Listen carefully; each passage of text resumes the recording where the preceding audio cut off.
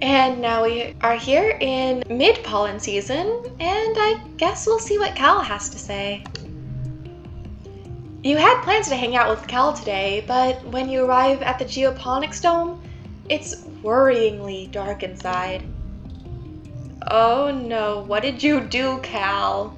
You fumble around in the red emergency lighting until all the lights come back on with a heavy ka-clunk of a breaker being flipped. You blink into the sudden blinding light until the figures of Cal and Chief Engineer Instance resolve themselves in your vision. Absolutely no more of that, young man, Instance scolds Cal as he cradles his hoverboard in his arms. The power grid is not your plaything. I understand, Auntie, Cal says. I'm sorry. Instance mutters to herself as she passes you. Honestly, all this over a toy. Hey, dudette, Cal greets you. Sorry, I meant to meet you outside after work, but... He looks down at his hoverboard. My board wouldn't start, and I figured it was maybe out of juice, but when I plugged it in, it threw off all these sparks, and then the whole power grid shut down. Cal's shoulders slump. I was gonna ask Dr. Instance to take a look at it, but she told me she doesn't have time to fix a dumb toy. Oh, I'm sorry, Cal. Yeah, it's just... Cal rubs his eyes. We've only got a few things left from when we were kids, you know? Everything else is broken or gone or dead. It's always kind of sad when a piece of old technology needs to be retired, but Cal seems to take this one harder than most. He hugs the hoverboard to his chest and excuses himself, not wanting to hear your goodbye. Oh, Cal. Well, maybe if you save the parts of your hoverboard, if I help Instance in the lab, she'll have time to fix it? I guess I'll maybe keep checking around, just really quickly first. With the pollen being so thick and everything, we ought to go and stay inside. You and your classmates recreate the famous accident that led to the development of penicillin, when Dr. Alexander Fleming accidentally contaminated his petri dishes and the mold inhibited bacterial growth.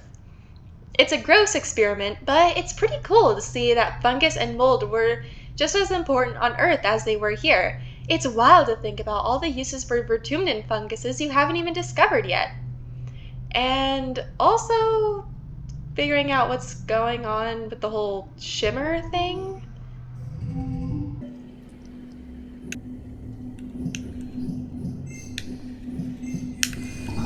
Oh wow, I got a super goal and 3 stars.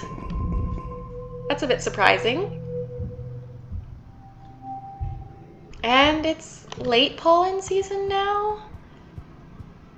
I guess we'll just check really quickly for anything again. Cal is kicking a small beanbag into the air, trying not to let it touch the ground. He is not very successful. That new kid, the dog boy, Rex, showed me how to play this, he says, groaning as the beanbag hits the ground again. It's a lot harder than it looks. Well, it does seem like fun. Tammy purses her lips as she looks out to the shambles of the colony. What a shame, she says quietly. We all worked so hard, and now it's just gone. She sniffles and puts her fingertips back to her lips. I've tried so hard to make this place feel like home. I don't know what else I can do. Well, you've done a lot, and it's being repaired. Oh, hey, Nomi. Nomi is running around making pew-pew noises at things, like they're shooting imaginary lasers, which is fitting because that's exactly what they're doing. Well, hey, Solanna, they say when they notice you watching. Do you want to play Laser Fable? It's so fun. Yeah, sure. What is that card? What is that card? Oh, I want to get that card eventually. And Since it is pollen season, I'll see if I can check on Dad again. These cards! Your dad is deep in conversation with some official-looking people from the new ship. You arrive in time to hear him say, "They're not aliens, they're livestock. I should know, I shovel enough of their..." He sees you and brightens. "Excuse me, fellas, my kid's here. We'll have to continue this conversation later." He throws his arm around your shoulders and walks you away. "Thanks, kiddo, you showed up just in time." Well, I'm glad you're feeling better. We'll see if there's any more help I can do. For instance, maybe Tangent knows something about it too. Tang is deep in conversation with Chief Engineer Instance, conferring over a holo screen. Tang says something that makes Instance smile and pat her on the shoulder, who then gestures to close her holopalm and walks away. You approach Tang, who looks unusually flustered. "Oh, hello, Solanna," she says. The tips of her ears are pink. "Do you have any need of my assistance?" "No, I was just seeing if there's any work on the cure." You hear scuttling of metal legs. What the heck? And a strange knee-high robot bursts into the engineering lab, going full tilt on its 6 spidery legs. It slams into the wall hard enough to knock itself down. It seems to be having trouble getting back up again, and is flailing its metal legs around dangerously. Maybe just put it back out in the hall? Ouch! It accidentally slashes you with the leg while scrambling to find its purchase. Stupid robot. "Oh!" Professor Hal laughs sheepishly, jogging towards you. "This little bot got away from me again. It's always busting out the robotics lab." "Wow, a robotics lab?" "Yeah, they put me in charge of the robotics lab on the new ship," Hal explains. "Between you and me, I think they probably asked Instance first, but she was too busy. I'm not really sure what this one is yet," he continues, and snatches the bot up with sure hands. Its legs flail wildly. They have a taste for blood. "If you get good enough at tinkering and want a job, come have a chat with me."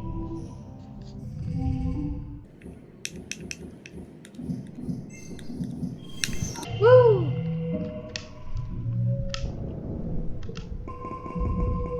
Oh, hey! Next month is Vertumna. This should be exciting. I wonder what we can find to collect. Tammy is standing at the stoop of the lounge, twisting her hands anxiously. "I know the soldiers from the heliosphere are here to keep us safe, but I can't help but worry." Tammy. Wait, where's my dad? Whoa. He can go all the way over there. There's an egg. You overhear your dad talking to one of the other cultivators. He seems to be upset about something to do with the new governor and the people from the heliopause. When the other woman leaves, you have a chance to ask them the burning questions you've had. Who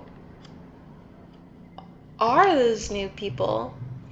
Your dad looks a little startled and tries to muster a friendly smile. You overheard us, eh, kiddo?" "Listen, Solanna," he hesitates and looks around nervously, as if afraid you're being watched. "You're just going to have to trust the adults on this one. There are things you're still too young to understand." "Okay, I guess." "The Helios came here just like us, looking for a better life," he tells you. "Some of them had other reasons too, but now that they're here, we have to learn how to work together. When your mother and I were young on Earth, we learned a hard lesson." He gives a grim smile. "We learned a lot of hard lessons. One is that it was safer to be led by one dangerous person than to be attacked by an army of them." He lets that sink in. "Another was that sometimes when the adults tell you not to worry, you should listen to them. Go on, enjoy your youth." He gestures towards the heliopause.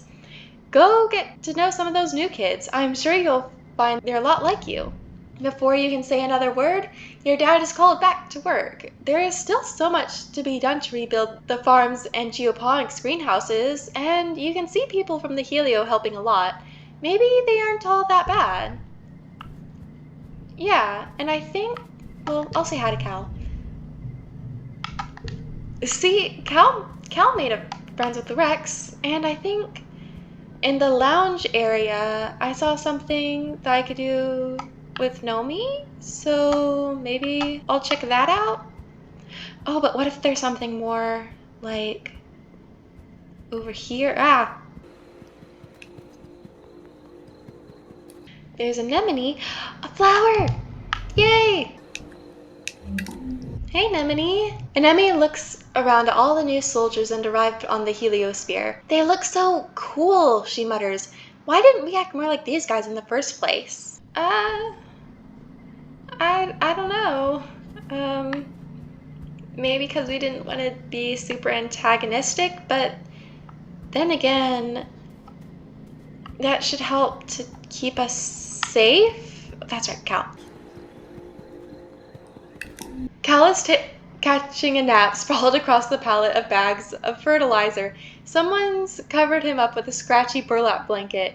You're about to leave him alone, but he blinks awake and yawns at you. Hey, Solanna, he says, rubbing his eyes. Sorry, just catching some shut-eye. It's all hands on deck getting geoponics up and running again. Do you need me for something? I was just wondering if you would like a xenoid? I'm glad you like it. I wonder, does Mars have anything to say? No. Well, I could check inside of engineering. The council wishes a warm welcome to our new arrivals from Earth and our new Governor Lou. Chief Administrator Seek. So what's all in the supply depot?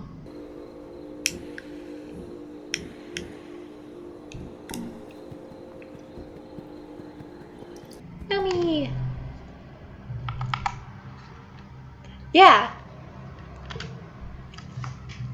The Photophonor, or phoner, is part flute and part paintbrush.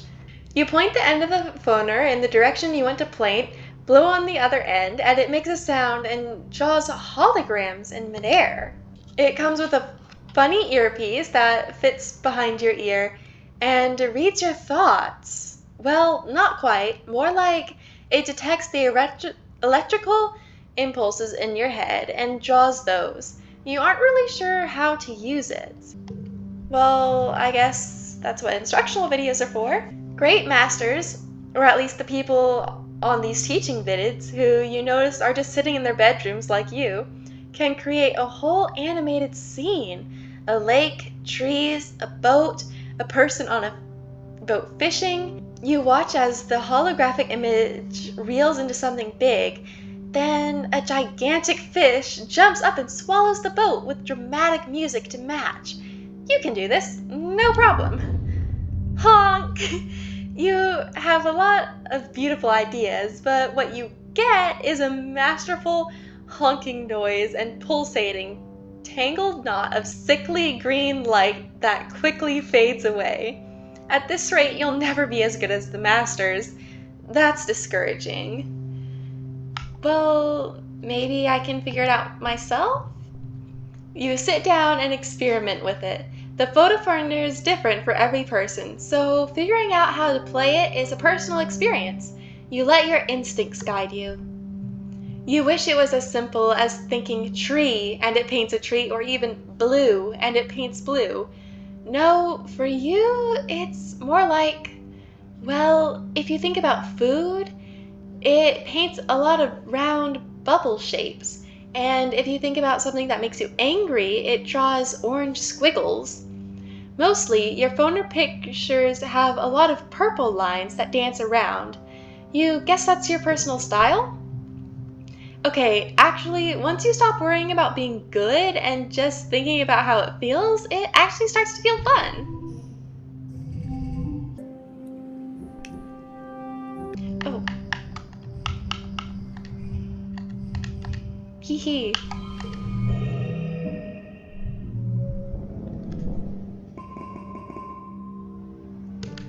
And I guess we'll be enjoying our first Vertumna with the Helios next time.